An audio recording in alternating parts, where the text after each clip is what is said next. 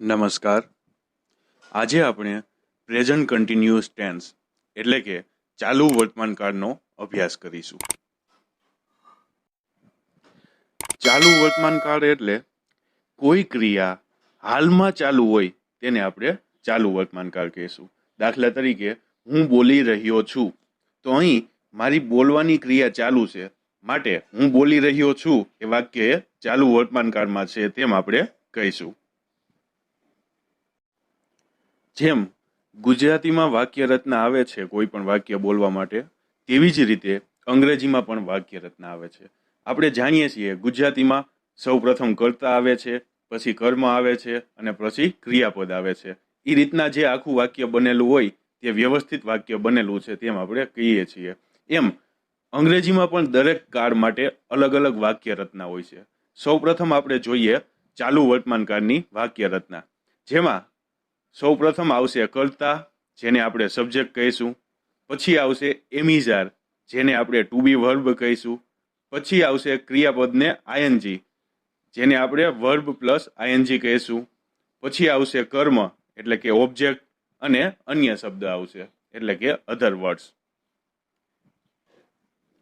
એક એક્ઝામ્પલ જોઈએ તો, હું ક્રિકેટ રમી રહ્યો છું.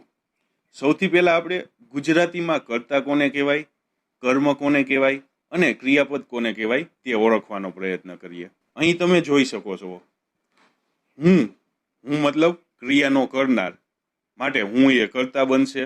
હવે ક્રિયા કઈ છે આમાં, તો કે રમવાની ક્રિયા છે, માટે રમી રહ્યો એને આપણે ક્રિયાપદ કહેશું. જ્યારે ક્રિયાપદને શું અથવા કોને પ્રશ્ન પૂછવાથી જે જવાબ મળે એને આપણે કર્મ કહીશું. તો આપણે ક્રિયાપદ એટલે કે રમી રહ્યોને શું પ્રશ્ન પૂછીએ, શું રમી રહ્યો છે, તો જવાબ આવ્યો ક્રિકેટ, માટે ક્રિકેટ એ કર્મ બને છે. અને છેલ્લે છું એ કાળદર્શક શબ્દ છે. હવે તમે ગુજરાતીમાં સમજી ગયા કે હું એટલે કર્તા બન્યો છે, ક્રિકેટ એ કર્મ બન્યો છે, રમી રહ્યો એ ક્રિયાપદ બન્યો છે અને છું એ કાળદર્શક શબ્દ બન્યો છે. તેવી જ રીતે આપણે અંગ્રેજીમાં પણ શીખીશું કે અંગ્રેજીમાં કર્તા કોને કહેવાય, કઈ રીતના તેને ગોતવો, કર્મ કોને કહેવાય, કઈ રીતના તેને ગોતવો, ક્રિયાપદ કોને કહેવાય તે કઈ રીતના ગોતવું વગેરે. હવે હું ક્રિકેટ રમી રહ્યો છું, આ વાક્યનું આપણે અંગ્રેજી કરવાનું છે, પણ આની માટે આપણે શેનો યુઝ કરશું, તો કે વાક્ય રચના. અહીં ઉપર વાક્ય રચના પણ આપેલી છે. શું આપેલી છે, તો કે સૌથી પહેલા કર્તા લખવાનો, પછી એમિઝાર લખવાનું, પછી ક્રિયાપદને આઈએનજી લખવાનું, પછી કર્મ અને પછી અન્ય શબ્દ દર્શાવવાના. તો સૌથી પહેલા હું ક્રિકેટ રમી રહ્યો છું, એમાં કર્તા કયો છે એ ગોતવાનો છે. આપણે કર્તા ગોતવા માટે સૌ પ્રથમ તમને ખબર હોવી જોઈએ કે હુંનું ઇંગ્લિશ શું થાય. તો ચાલો આપણે જોઈએ કયા કયા કર્તા આવે છે, કેવા કેવા તેના પ્રકાર છે અને તેનું ઇંગ્લિશ કઈ રીતનું બને છે. આ કોષ્ટકમાં તમે જોઈ શકો છો, જેમાં પ્રથમ પુરુષ આપેલો છે, બીજો પુરુષ આપેલો છે અને ત્રીજો પુરુષ આપેલો છે. પ્રથમ પુરુષ એટલે શું, તો કે હું અથવા આપણે. જ્યારે બીજો પુરુષ એટલે શું, તો કે સાંભળનાર, સામે જે હોય તે. અને ત્રીજો પુરુષ એટલે શું, તો કે હું નહીં, સામે તમે છો તમે નહીં, પણ કોઈ ત્રીજો જ. જ્યારે ત્રીજા જ વ્યક્તિની વાત કરતા હોય ત્યારે તે ત્રીજો પુરુષ બને છે. હવે પ્રથમ પુરુષમાં એક વચનમાં હું આવે છે, હુંનું ઇંગ્લિશ થશે આઈ. જ્યારે પ્રથમ પુરુષ બહુવચનમાં વી આવે છે, એટલે કે અમે, અમેનું ઇંગ્લિશ થશે વી. જ્યારે વાક્યમાં અમે આપ્યું હોય ત્યારે આપણે વી લખીશું. આની પહેલાના વાક્યમાં આપણે જોયું ત્યારે હું આપેલું હતું, એટલે હુંની જગ્યાએ આપણે આઈ લખીશું. તેવી જ રીતે બીજો પુરુષ એક વચનમાં તું એટલે કે યુ, જ્યારે બીજો પુરુષ બહુવચનમાં તમે એટલે કે યુ. જ્યારે ત્રીજો પુરુષ એક વચનમાં હી, સી, ઈટ અને નામ આપેલા છે, હીનો ઉપયોગ આપણે પુરુષ માટે કરશું. જ્યારે સ્ત્રી માટે આપણે સીનો ઉપયોગ કરશું. ઈટ માટે આપણે નિર્જીવ વસ્તુ એટલે કે નિર્જીવ વસ્તુ જ્યારે આપેલી હોય ત્યારે આપણે ઈટનો ઉપયોગ કરશું. અને નામ, નામ તો તમને ખબર જ છે, મયુર, રાજેશ, રાજેન્દ્ર જેવા નામ હોય એ ત્રીજો પુરુષ એક વચનમાં આવે છે. હવે ત્રીજો પુરુષ બહુવચનમાં જોઈએ તો તેઓ, જ્યારે તેઓ આપેલા હોય ત્યારે આપણે ઇંગ્લિશમાં તેનો ઉપયોગ કરીશું. પ્રથમ પુરુષ બહુવચનમાં વી એટલે અમે, દ્વિતીય પુરુષ બહુવચનમાં યુ એટલે તમે થશે. હવે આપણે શીખી ગયા કે કરતા કયા કયા આવે છે. I, we, you, he, she, it, name અથવા તે આવે છે. હવે આ વાક્યમાં હું ક્રિકેટ રમી રહ્યો છું, આપણને ખબર છે હું એ કરતા છે, તો હુંનું ઇંગ્લિશ શું થાય છે? આપણે કોષ્ટકમાં જોયું કે આઈ થાય છે. હવે વાક્ય રચનામાં જોઈએ તો હુંની જગ્યાએ આપણે આઈ મૂકી દીધું, પણ હવે વાક્ય રચનામાં આગળનું જોઈએ તો કરતા આવી ગયો. હવે એમિઝાર લખવાનું છે. હવે પ્રશ્ન થશે કે એમ ક્યારે મૂકવું, ઇઝ ક્યારે મૂકવું અથવા આર ક્યારે મૂકવું. તો ચાલો તેની માટે આપણે ફરીથી એકવાર કોષ્ટક જોઈએ. આ કોષ્ટકમાં તમે જોઈ શકો છો, જ્યારે આઈ આપેલો હોય એટલે કે હું, આઈની સાથે એમ આવશે, વીની સાથે આર આવશે, યુની સાથે આર આવશે, યુની સાથે આર આવશે, તેની સાથે આર આવશે, હી, સી, ઇટ અથવા નામ હોય તેની સાથે ઇઝ આવશે. મતલબ હવે તમે સમજી ગયા કે ત્રીજો પુરુષ એક વચન હોય ત્યારે ઇઝ આવે છે, પ્રથમ પુરુષ એક વચન હોય ત્યારે એમ આવે છે, જ્યારે બાકીના બધાની સાથે આર આવે છે. અહીં ખાસ યાદ રાખવાની વસ્તુ એ છે કે આઈ સાથે એમ આવશે, જ્યારે ઈ, સી, ઇટ અને નામ સાથે ઇઝ આવશે. બાકી વી સાથે આર, યુ સાથે આર, યુ સાથે આર અને તે સાથે પણ આર આવશે. ચાલો પાછું આપણે તે વાક્ય જોઈએ. હું ક્રિકેટ રમી રહ્યો છું. આપણને ખબર પડી ગઈ હું એટલે આઈ. પછી વાક્ય રચના પ્રમાણે એમિઝાર મૂકવાનું હતું, તો આઈની સાથે એમ આવે છે, એ પણ આપણને ખબર પડી ગઈ. હવે આવ્યું ક્રિયાપદને આઈએનજી. તો સૌથી પહેલા આપણે ક્રિયાપદ ગોતવું પડશે. તો ગુજરાતીમાં આપણને ખબર છે રમવું એ ક્રિયાપદ છે. તો ક્રિયાપદને આઈએનજી એની માટે અમુક નિયમો હોય છે આઈએનજી લગાડવાના. સૌ પ્રથમ આપણે તે જોઈ લઈ. નોર્મલી આપણે જાણીએ છીએ કે કોઈ પણ ક્રિયાપદ હોય તેને આપણે આઈએનજી લગાડી દઈએ છીએ, પરંતુ અમુક વસ્તુનું ધ્યાન રાખવું પડશે. જેવું કે ક્રિયાપદને છેડે ઈ હોય તો એ દૂર કરીને પછી આઈએનજી લગાડવું. દાખલા તરીકે કમ, કમનો સ્પેલિંગ શું થશે? તો કે COME, કમ એટલે આવવું. હવે કમની પાછળ આઈએનજી આપણે લગાડવાનો હોય ત્યારે છેલ્લે જે ઈ આપેલો છે ઈ દૂર કરશું, પછી આઈએનજી લગાવીશું. એટલે કઈ રીતના બનશે? તો કે COMING, કમિંગ. બરોબર. પછીનું એક્ઝામ્પલ આપેલું છે સ્મોક, જેનો સ્પેલિંગ છે SMOKE. તમે અહીં જોઈ શકો છો કે લાસ્ટમાં ઈ આપેલો છે. હવે આપણે આઈએનજી લગાડવાનું હોય ત્યારે ઈ કાઢી નાખવો પડશે, માટે SMOKING એટલે કે સ્મોકિંગ બનશે. પછીનું એક્ઝામ્પલ જોઈએ તો રાઇડ. રાઇડ એટલે સવારી કરવી, જેનો સ્પેલિંગ થાય છે RIDE. આમાં છેલ્લે ઈ આપેલો છે, આઈએનજી લગાડતી વખતે આપણે ઈ કાઢી નાખશું એટલે RIDING, રાઇડિંગ બનશે. ક્રિયાપદને આઈએનજી લગાડવાનો બીજો નિયમ જોઈએ તો આઈએનજી લગાડતી વખતે જો ક્રિયાપદને છેડે વ્યંજન હોય તથા તેની આગળ સ્વર હોય તો વ્યંજન છે એ બેવડા છે. એક્ઝામ્પલ જોઈએ તો RUN, રન. રન એટલે દોડવું. હવે તમે અહીં જોઈ શકો છો એન એ વ્યંજન થયો, જ્યારે યુ, AEIOU એ બધા સ્વરમાં આવશે. એટલે અને બાકીના બધા જે આવે છે ABCDમાં તે બધા વ્યંજન ગણાશે. તો અહીં એન એ વ્યંજન છે, જ્યારે યુ એ સ્વર છે. જ્યારે વ્યંજન હોય એની આગળ સ્વર આપેલો હોય ત્યારે વ્યંજન બેવડાય છે, એટલે અહીં RUNNING થશે. રનિંગમાં RUNNING થશે. પછીનું એક્ઝામ્પલ જોઈએ તો કટ, જેમાં ટી એ વ્યંજન છે, જ્યારે યુ એ સ્વર છે, માટે ટી બેવડા છે જ્યારે આઈએનજી લગાડીએ ત્યારે, માટે CUTTING, કટિંગ થશે. કટ એટલે કાપવું થાય છે. પછીનો એક્ઝામ્પલ છે સ્ટોપ. સ્ટોપ એટલે થોભો, ઊભા રહો, જેનો સ્પેલિંગ છે STOP. અહીં પી એ વ્યંજન છે, જ્યારે એની પહેલા ઓ એ સ્વર આપેલો છે, માટે પી છે એ બેવડા છે જ્યારે આપણે આઈએનજી લગાડશું. STOPPING, સ્ટોપિંગ બનશે. હવે પાછા આપણા વાક્યમાં આવી જઈએ તો હું ક્રિકેટ રમી રહ્યો છું. આપણને ખબર પડી ગઈ કે હું એટલે આઈ થશે. પછી એમિઝાર આવે તો આઈની સાથે એમ આવે છે. હવે ક્રિયાપદને આઈએનજી લગાડવાનું છે. તો અહીંયા ક્રિયાપદ કયું છે? તો કે રમવું. રમવુંનું ઇંગ્લિશ શું થશે? તો કે પ્લે, જેનો સ્પેલિંગ થશે PLAY. હવે તેને આઈએનજી લગાડવાનું છે, તો PLAYING બનશે. આપણે આગળ નિયમ જોયા તે એકે આને લાગુ પડતા નથી, એટલે સ્પેલિંગની પાછળ ડાયરેક્ટ આપણે અહીંયા આઈએનજી લગાવી દઈશું. હવે વાક્ય રચનામાં જોઈએ તો કર્તા આવી ગયો, એમિઝારમાંથી એમ આવી ગયું, ક્રિયાપદને આઈએનજી લાગી ગયું. હવે આવ્યું કર્મ. કર્મ એટલે શું? તો કે ક્રિયાપદને શું અથવા કોને પ્રશ્ન પૂછવાથી જે જવાબ મળે એ કર્મ. હવે હું ક્રિકેટ રમી રહ્યો છું, તેમાં આપણે ક્રિયાપદને શું પ્રશ્ન પૂછીએ? શું રમી રહ્યો છો? જવાબ આવ્યો ક્રિકેટ. કર્મ મળી જવાથી હવે આખું વાક્ય પૂર્ણ થયું છે. હવે હું ક્રિકેટ રમી રહ્યો છું તેનું ઇંગ્લિશ શું થશે? તો કે આઈ એમ પ્લેઇંગ ક્રિકેટ.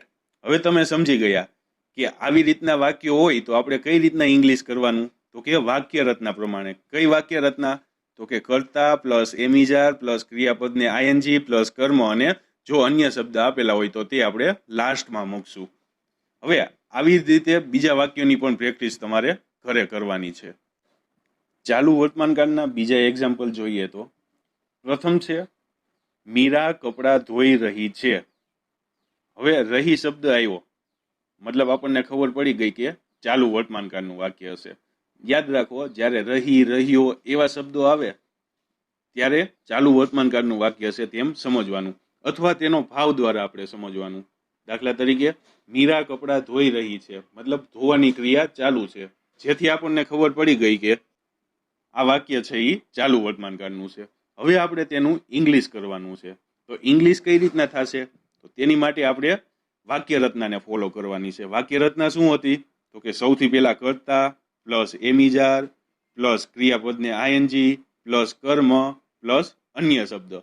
હવે સૌથી પહેલા આપણે જોવાનું છે આ વાક્યમાં કે કર્તા કોણ છે. કર્તા કઈ રીતના મળે? તો કે ક્રિયાના કરનારને આપણે કર્તા કહીએ છીએ. તો ક્રિયા કઈ છે આ વાક્યમાં? તો કે ધોવાની ક્રિયા. ધોવાનું કામ કોણ કરે છે? ધોવાની ક્રિયા મીરા કરે છે. હવે આપણને ખબર પડી ગઈ કે કર્તા ઈ મીરા છે. મીરા ઈ એક પ્રકારનું નામ છે, માટે ઈ આપણે સીધું લખશું. હવે આપણે જોવાનું છે કે તેની સાથે એમ લાગે, ઈઝ લાગે કે આર લાગે. તો આપણને ખબર છે નામ જ્યારે આપેલું હોય ત્યારે તેની સાથે ઈઝ લગાડીએ છીએ.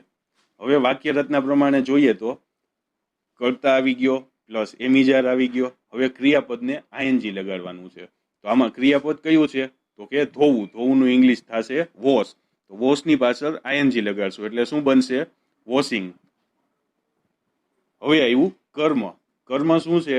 તો કે ક્રિયાપદને શું પ્રશ્ન પૂછવાથી જે જવાબ મળે એને આપણે કર્મ કહીએ છીએ. મીરા શું ધોઈ રહી છે?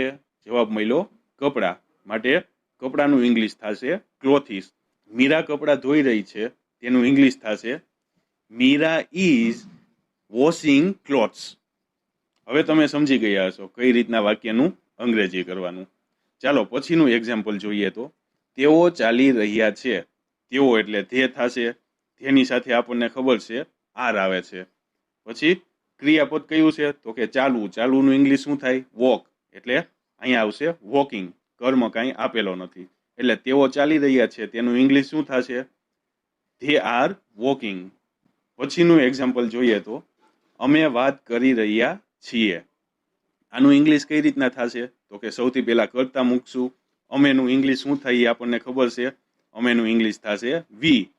હવે વીની સાથે એમ, ઇઝ, આર શું આવે? તો કે આર આવે છે. હવે ક્રિયાપદને આઈએનજી. ક્રિયા શેની છે? તો કે વાત કરી રહ્યા, ટોક. ટોક એટલે વાત કરવું થાય, એટલે ટોકની પાછળ આપણે આઈએનજી મૂકીશું, માટે ટોકિંગ બનશે. તો આખું વાક્યનું ઇંગ્લિશ શું થશે? We are talking. અમે વાત કરી રહ્યા છીએ. પછીનું એક્ઝામ્પલ જોઈએ તો વિદ્યાર્થીઓ પ્રશ્ન પૂછી રહ્યા છે. હવે વિદ્યાર્થીઓ એટલે સ્ટુડન્ટ, એ બહુવચન છે, માટે તેની સાથે આર આવશે. હવે પૂછવાની ક્રિયા થાય છે, માટે પૂછવું એટલે આસ્ક થાય. એની પાછળ આપણે આઈએનજી લગાડશું એટલે આસ્કિંગ થશે. અને શું પૂછી રહ્યા છે? તો કે પ્રશ્ન. પ્રશ્ન એ કર્મ થયો, તેનું ઇંગ્લિશ થશે ક્વેશ્ચન. આખા વાક્યનું ઇંગ્લિશ કરીએ તો સ્ટુડન્ટ્સ આર આસ્કિંગ ક્વેશ્ચન. બીજા કેટલાક એક્ઝામ્પલ જોઈએ તો મયુર હસી રહ્યો છે. મયુર એ એક નામ છે એટલે મયુર એમનેમ આવશે. તેની સાથે એમ, ઇઝ અથવા આર આવશે. હવે મયુર નામ એટલે ત્રીજો પુરુષ એક વચન. ત્રીજા પુરુષ એક વચન સાથે હંમેશા ઈજ આવે છે, એટલે મયુરની સાથે ઈજ આવશે. હવે આવ્યું ક્રિયાપદને આઈએનજી. ક્રિયાપદ એટલે આમાં કયું ક્રિયાપદ થાય છે? તો તો કે હસી રહ્યો. હસવું એટલે શું થાય? તો કે લાફ. લાફની પાછળ આઈએનજી લાગશે એટલે લાફિંગ બનશે. મયુર ઇઝ લાફિંગ, એ આનું ઇંગ્લિશ થશે. પછીનું એક્ઝામ્પલ જોઈએ તો કપડાં સુકાઈ રહ્યા છે. કપડાનું ઇંગ્લિશ થશે ક્લોથ્સ.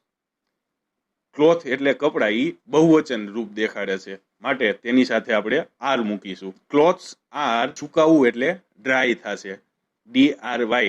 ડ્રાયની પાછળ આપણે આઈએનજી લગાડશું એટલે ડ્રાઇંગ થશે. તો કપડાં સુકાઈ રહ્યા છે તેનું ઇંગ્લિશ શું થશે? તો કે ક્લોથ્સ આર ડ્રાઇંગ. પછીનું એક્ઝામ્પલ છે તમે શાક બકાલું લાવી રહ્યા છો. તમે એટલે યુ થશે. યુની સાથે આપણને ખબર છે આર આવે છે હંમેશા, એટલે આર. હવે ક્રિયાપદ કયું છે? તો કે લાવવું. લાવવું એટલે બ્રિંગ.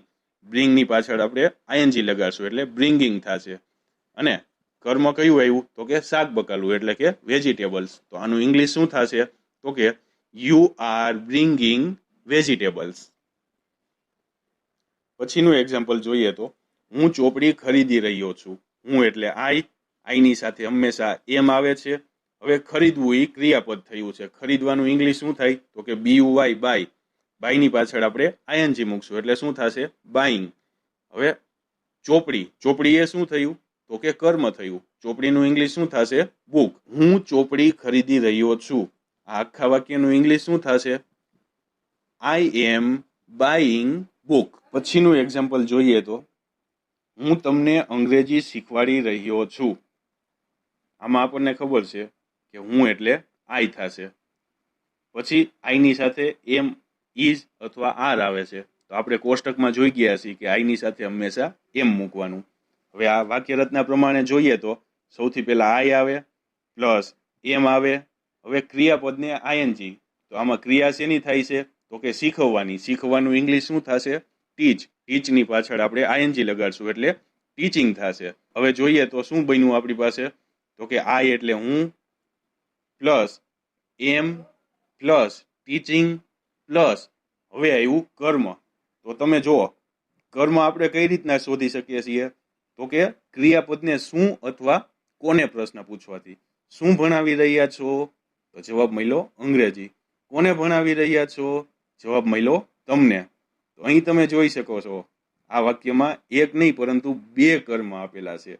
શું પ્રશ્ન પૂછવાથી પણ જવાબ મળ્યો અને કોને પ્રશ્ન પૂછવાથી પણ જવાબ મળ્યો. હવે આને તમે આગળ પાછળ ગમે એ રીતે લખી શકો છો. આખા વાક્યનું અંગ્રેજી કરીએ તો I am teaching you English, તેમ આપણે કરીશું. બીજી રીતે બોલીએ તો I am teaching English to you, તેમ પણ આપણે કહી શકીએ છીએ. હવે યાદ રાખો, look, see, watch, hear, listen, behold જેવા આજ્ઞાત વાક્ય આપેલા હોય ત્યારે હંમેશા ચાલુ વર્તમાનકાળ આવે છે. એક્ઝામ્પલ જોઈએ તો જો પેલો માણસ જઈ રહ્યો છે તો તેનું ઇંગ્લિશ શું થશે? Look, that man is going. પછીનું એક્ઝામ્પલ જોઈએ તો સાંભળો, મીરા ગીત ગાઈ રહી છે. તેનું અંગ્રેજી શું થશે? Listen, Meera is singing a song. યાદ રાખજો કે જ્યારે now, at this time, at this moment, at present, till now જેવા શબ્દો આપેલા હોય ત્યારે હંમેશા ચાલુ વર્તમાન કાળ જ વપરાય છે. એક્ઝામ્પલ જોઈએ તો પેલો માણસ અત્યારે જઈ રહ્યો છે. તેનું ઇંગ્લિશ શું થશે? પેલો માણસ. તેનું ઇંગ્લિશ થશે ધેટ મેન. હવે આપણે વાક્ય રચના પ્રમાણે જોઈએ તો ક્રિયાપદ આવ્યું જવાનું. તો શું આવે? ક્રિયાપદનું ઇંગ્લિશ ગોઈંગ આવે. તો આખું વાક્ય કઈ રીતના બનશે? તો કે that man is going at this time. પછીનું વાક્ય જોઈએ તો મીરા અત્યારે ગીત ગાઈ રહી છે. તેનું અંગ્રેજી શું થશે? Meera is singing a song now. અહીં ધ્યાન દેવા જેવી બાબત કઈ છે? તો કે અત્યારે. અત્યારેનું ઇંગ્લિશ શું થાય છે? નાવ. આ કારનો પ્રયોગ અસ્થાયી કાર્ય માટે પણ થાય છે, જે બોલતી વખતે નથી થતું, પરંતુ અમુક સમયની આસપાસ અથવા અમુક દિવસથી કાર્ય થઈ રહ્યું હોય ત્યારે પણ આપણે ચાલુ વર્તમાનકાળનો ઉપયોગ કરીએ છીએ. એક્ઝામ્પલ જોઈએ તો હું ભાવનગરમાં રહી રહ્યો છું. હવે આ અત્યારે ચાલુ નથી પરંતુ ઘણા ટાઈમથી ચાલુ છે. આવા વાક્યો હોય ત્યારે પણ આપણે ચાલુ વર્તમાનકાળનો ઉપયોગ કરીશું. હું ભાવનગરમાં રહી રહ્યો છું. તેનું ઇંગ્લિશ શું થશે? તો કે I M living in Bhavnagar. બીજું એક્ઝામ્પલ જોઈએ તો તે મહાભારત વાંચી રહ્યો છે. હવે તે અત્યારે નથી વાંચી રહ્યો, તે ઘણા ટાઈમથી વાંચી રહ્યો છે તેવું દર્શાવવા માંગે છે. માટે તેનું ઇંગ્લિશ શું થશે? He is reading the Mahabharata. ચાલુ વર્તમાનકાળનો ઉપયોગ બાજુના ભવિષ્ય કે નિશ્ચિત કાર્યક્રમ અથવા યોજના માટે પણ થાય છે. દાખલા તરીકે, તે આજે રાત્રે ચેન્નાઈ જવાના છે. હવે તમને ખબર છે કે આ વાક્ય અત્યારે ચાલુ નથી, અત્યારે આ ક્રિયા થતી નથી, પણ ભવિષ્યમાં જવાના છે એમ કહે છે, પણ તેને વર્તમાનની દ્રષ્ટિએ કહેવામાં આવ્યું છે. માટે તેનું ઇંગ્લિશ શું થશે? He is going to Chennai tonight. પછીનું એક્ઝામ્પલ જોઈએ તો, તે કાલે ઘરે જઈ રહી છે. હવે અત્યારે નથી જતી, પણ જવાની છે તેવો ભાવ દર્શાવે છે, પરંતુ વર્તમાન કાળના ભાવમાં દર્શાવે છે. માટે તેનું ઇંગ્લિશ શું થશે? She is going home tomorrow. અહીં ધ્યાન રાખવાનું એ છે, આવો ભાવ જ્યારે દર્શાવવામાં આવેલો હોય ત્યારે ટુમોરો, નેક્સ્ટ વીક એવા શબ્દો પણ આપ્યા જ હશે. ચાલુ વર્તમાન કાળનો ઉપયોગ ઈરાદો અથવા સંભાવનાના અર્થમાં પણ થાય છે, જે ભવિષ્યનો ભાવ દર્શાવે છે. એક્ઝામ્પલ દ્વારા સમજીએ તો, હું મારા દાદાને જોવા જઈ રહ્યો છું. હવે તમને ખબર છે કે આ ભાવ ભવિષ્યનો દર્શાવે છે, પણ વાક્ય આપણે વર્તમાન કાળમાં બોલ્યા. તો હું મારા દાદાને જોવા જઈ રહ્યો છું, તેનું અંગ્રેજી શું થશે? તો કે I am going to see my grandfather. પછીનું એક્ઝામ્પલ જોઈએ તો, તે મરવા જઈ રહ્યા છે, મતલબ કે મરવાની સ્થિતિમાં છે તેવો ભાવ દર્શાવે છે. તો તેનું ઇંગ્લિશ શું થશે? He is going to die. જે વસ્તુ લગાતાર વધી રહી હોય અથવા ઘટી રહી હોય તેવો ભાવ દર્શાવવા માટે પણ ચાલુ વર્તમાનકાળનો ઉપયોગ થાય છે. એક્ઝામ્પલ જોઈએ તો, તેની તબિયત ધીમે ધીમે સારી થઈ રહી છે. તો તેનું ઇંગ્લિશ શું થશે? હર હેલ્થ ઇઝ ગ્રેજ્યુઅલી ઇમ્પ્રુવિંગ. પછીનું એક્ઝામ્પલ જોઈએ તો, પ્રેક્ષકોની સંખ્યામાં વધારો થઈ રહ્યો છે. તેનું ઇંગ્લિશ શું થશે? The number of audience is increase. અહીં વધારો થઈ રહ્યો છે અને ઘટાડો થઈ રહ્યો છે તેવો ભાવ દર્શાવવામાં આવેલો છે. જ્યારે આવો ભાવ દર્શાવવામાં આવે છે ત્યારે આપણે ચાલુ વર્તમાનકાળનો ઉપયોગ કરીશું. હવે આપણે ચાલુ વર્તમાનકાળના નકાર વાક્યો કઈ રીતના બનાવવા તે શીખીશું. તમને ખબર છે, આપણે જેમ હકારમાં વાક્ય રચનાનો ઉપયોગ કર્યો હતો તેવી જ રીતે આપણે નકારમાં પણ વાક્ય રચનાનો ઉપયોગ કરશું. આપણને યાદ છે હકારમાં કઈ વાક્ય રચના હતી? તો કે કર્તા પ્લસ એમિજાર પ્લસ ક્રિયાપદની આઈએનજી પ્લસ કર્મ અને અન્ય શબ્દ. તેવી જ રીતે નકારમાં ખાલી એમિજાર પછી નોટ લાગશે, એટલે તેની વાક્ય રચના કેવી બનશે? તો કે કર્તા plus am is are plus not plus ક્રિયાપદની આઈએનજી પ્લસ કર્મ અને અન્ય શબ્દ. ચાલો આ રીતના આપણે વાક્યની પ્રેક્ટિસ કરીએ. હવે એક્ઝામ્પલ જોઈએ તો, હું તમને અંગ્રેજી શીખવાડી રહ્યો નથી. હવે નથીના ભાવ ઉપરથી આપણને ખબર પડી ગઈ કે આ વાક્ય છે એ નકારનું છે, અને રહ્યોના ભાવ ઉપરથી આપણને ખબર પડી કે ચાલુ વર્તમાનકાળનું છે. આ વાક્ય એ ચાલુ વર્તમાનકાળનું નકારનો ભાવ દર્શાવતું વાક્ય છે. હવે વાક્યનું અંગ્રેજી કરતા પહેલા આપણને યાદ હોવું જોઈએ કે વાક્ય રચના તેની શું થાય છે. તો ચાલુ વર્તમાનકાળની નકારના ભાવની વાક્ય રચના થશે. સૌ પ્રથમ કર્તા આવશે, પછી એમિજાર આવશે, પછી નોટ આવશે, પછી ક્રિયાપદની આઈએનજી, પછી કર્મ અને છેલ્લે અન્ય શબ્દો આવશે. હવે આ વાક્યનું અંગ્રેજી કરીએ તો, સૌ પ્રથમ કર્તા. કર્તા કયો છે? તો કે હુંની સાથે હુંનું ઇંગ્લિશ શું થશે? તો કે આઈ. હવે વાક્ય રચનામાં જોઈએ તો કર્તા પછી એમિજાર લખવાના છે. તો એમિજાર કોના આધારે લખવાના? તો કે કર્તા મુજબ લખવાના.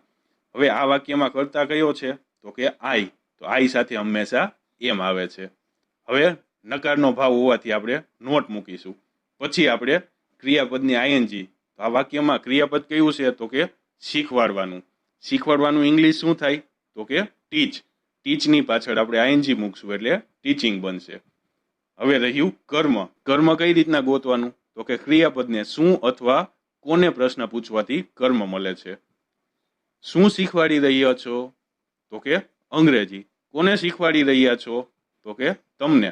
આમાં બંને કર્મ આપેલા છે, માટે અંગ્રેજીનું ઇંગ્લિશ થશે ઇંગ્લિશ અને તમને એટલે યુ.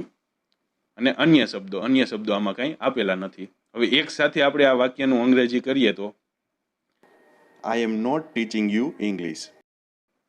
પછીનું એક્ઝામ્પલ જોઈએ તો, તેઓ નિબંધ લખી રહ્યા નથી. આપણે આનું ઇંગ્લિશ કઈ રીતના કરવાનું છે?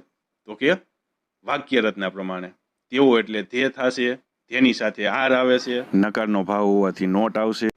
પછી ક્રિયા કઈ છે? તો કે લખવું. લખવું એટલે રાઇટ. રાઇટની પાછળ આપણે આઈએનજી મૂકશું એટલે રાઇટિંગ થશે.